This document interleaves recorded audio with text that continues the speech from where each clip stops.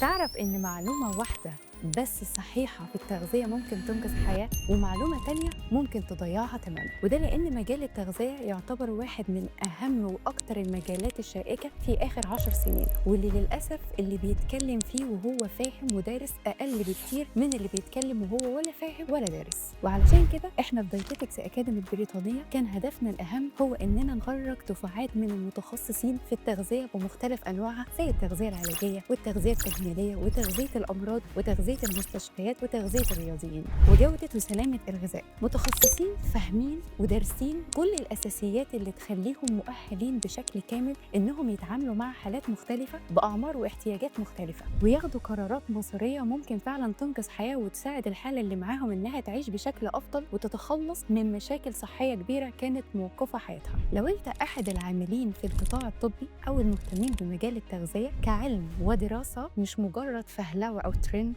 سيب لينا كومنت دلوقتي علشان يوصلك فايل فيه كل التفاصيل عن الدبلومات اللي بنوفرها لك دلوقتي في دايتيتكس أكاديمي بريطانية في مجالات التغذية بمختلف تخصصاتها.